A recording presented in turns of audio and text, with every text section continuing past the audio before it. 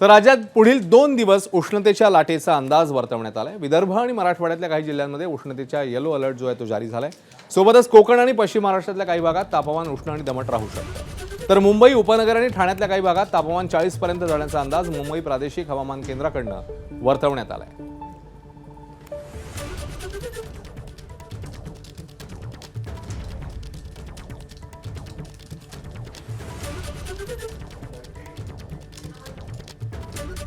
तर राज्यामध्ये उष्णतेच्या लाटेमुळे शासनाकडून नागरिकांना सतर्कतेचा इशारा देण्यात आलाय। उष्माघातापासून वाचण्यासाठी शासनाकडून मार्गदर्शक सूचना जारी झाल्या आहेत। मंत्री गिरीश महाजनांनी नागरिकांना काळजी घ्यावी असं आवाहन केलं।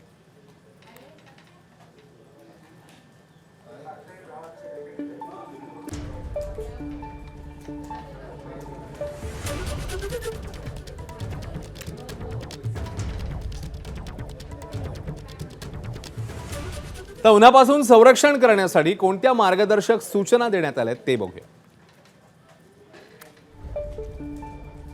नागरिकांनी भरपूर पाणी आणि ORS घ्यावं, हलके आणि सैल कपडे वापरावे, सावलीत विश्रांती घेणं आणि घरात राहण्याचा प्रयत्न करणं गरजेचं आहे। विशेषतः ज्येष्ठ नागरिक आणि मुलांची काळजी घ्यावी असं आवाहन करण्यात आलं।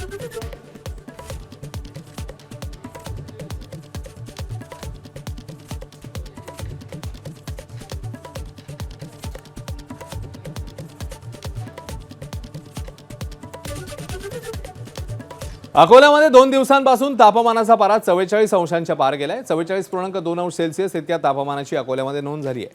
वाढत्या तापमानामुळे अकोल्यातल्या महावितरणच्या सर्वच विद्युत उपकेंद्रातला ट्रान्सफॉर्मर थंड ठेवण्यासाठी चक्क कूलर्सचा आधार हा घ्यावा लागतोय। अजून लोड काय वाढते माहिती आहे का? एसी